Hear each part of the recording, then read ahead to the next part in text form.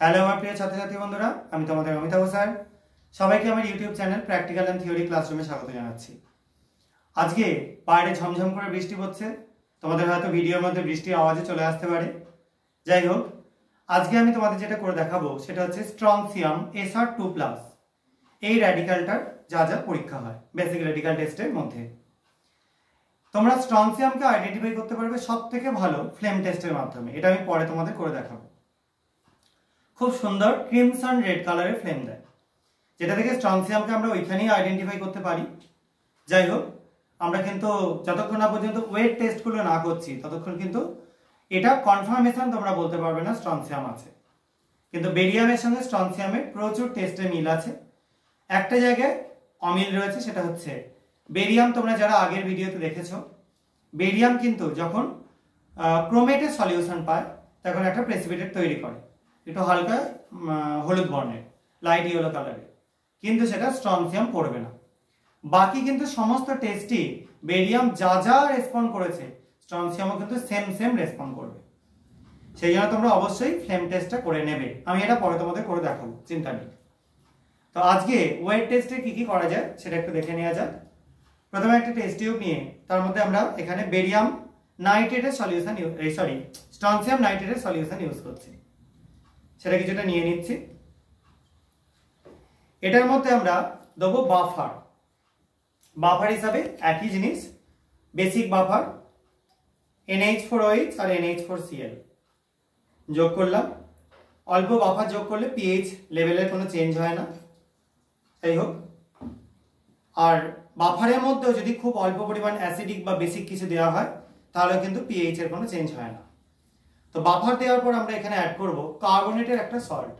আমি এখানে potassium কার্বনেটের solution নিয়েছি, তোমরা যে কোনো কার্বনেট নিতে পারো, অ্যামোনিয়াম কার্বনেটও নিতে পারো। দেখো, একদম dense milky white curdy white precipitate তৈরি হলো।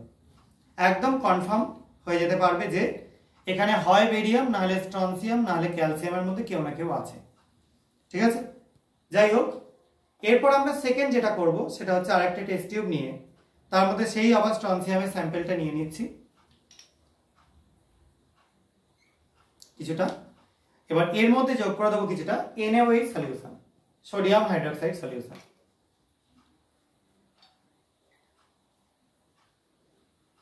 দেখো, এটা একটু সাদা রঙের প্রেসিপিটেট তৈরি হলো, কিন্তু এই প্রেসিপিটেট আর কার্বনেটের প্রেসিপিটেট কিন্তু একরকম হলো না। তোমরা দুটো যদি পাশাপাশি রাখো ট্যালি করলেই বুঝতে পারবে। দেখো, দুটো প্রেসিপিটেটের মধ্যে কিন্তু অনেক চেঞ্জ আছে। এটা অনেকটা ব্রাইট কার্ডি হোয়াইট, মিল্কি হোয়াইটও বলতে পারো। এটা কিন্তু অতটা ব্রাইট না, ঠিক আছে, একটু কালারের চেঞ্জ আছে। যাই হোক, এগুলো রেখে দিচ্ছি একে একে। 3 নাম্বার যেটা করব সেটা হচ্ছে আবার স্ট্রনসিয়ামের একটা সলিউশন নিয়ে এবার এর মধ্যে অ্যাড করে দেবো যে কোনো একটা সালফেট সল্ট, অবশ্যই সলেবল, জলে দ্রাব্য। আমি এখানে জিঙ্ক সালফেট রেডি করেই রেখেছি, সেটা অ্যাড করে দিচ্ছি। দেখে নাও, দেখো আস্তে আস্তে ধীরে ধীরে কিন্তু টারবিড হচ্ছে, দেখতে পাচ্ছ নিশ্চয়ই কালারটা। তো তোমাদের কিন্তু আগের দিন বেরিয়ামের যখন টেস্ট করিয়েছিলাম সেটা তোমরা খেয়াল করেছো কিনা জানি না, সেখানে কিন্তু প্রেসিপিটেট খুব তাড়াতাড়ি পড়ছিল এবং মিল্কি হোয়াইট পড়ছিল। এখানে প্রেসিপিটেট কিন্তু একটু, এটাও হোয়াইট কিন্তু একটু টারবিড ঘোলাটে টাইপের হয়ে রয়েছে।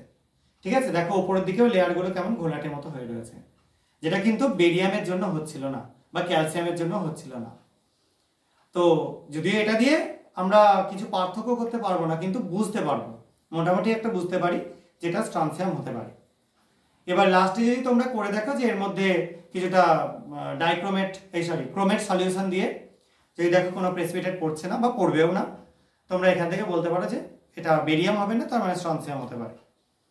যাই হোক, এবার আমি এগুলোর সঙ্গে একটা এক্সট্রা টেস্ট দেখাচ্ছি, সেটা হচ্ছে সবকটাতেই ডাইলিউট HCl অ্যাড করে দেবো।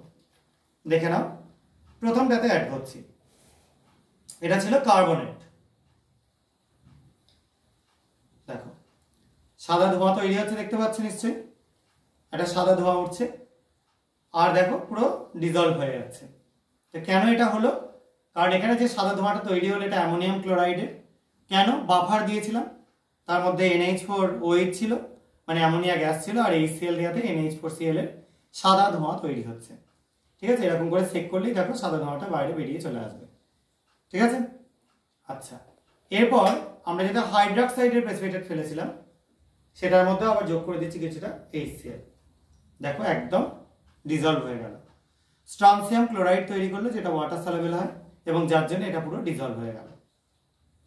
আর লাস্টে যেটা স্ট্রনসিয়াম সালফেট তার মধ্যে আমরা যোগ করে দিচ্ছি HCl। দেখো এটা কিন্তু ঠিক আগেরটার মতোই, কোনো রকম ডিজলভ হলো না। বেরিয়ামের ক্ষেত্রেও কিন্তু ডিজলভ হয়নি, এখানেও ডিজলভ হলো না, কারণ strontium sulphate, barium sulphate, calcium sulphate এগুলো কোনোটাই HCl এ ডিজলভ হয় না। ঠিক আছে, তো এই তিনটে টেস্ট দিয়ে তোমরা এর যেটা ওয়েট টেস্ট বা সিক্ত পরীক্ষা সেটা তোমরা করতে পারো। যদিও তোমরা কিন্তু কনফার্ম হবে অবশ্যই ফ্লেম টেস্টের থ্রু দিয়ে। স্ট্রনসিয়ামে কিন্তু ফ্লেম টেস্ট খুব সুন্দর ক্রিমসন রেড কালারের ফ্লেম দেবে। আর বেরিয়ামের জন্য যেটা ক্রোমেটের সলিউশন দিলে যেটা একটা ইয়োলিস হোয়াইট প্রেসিপিটেট পড়ে সেটা কিন্তু স্ট্রনসিয়ামে আসবে না। এইগুলো দিয়ে তোমরা এদের মধ্যে পার্থক্যগুলো করতে পারো।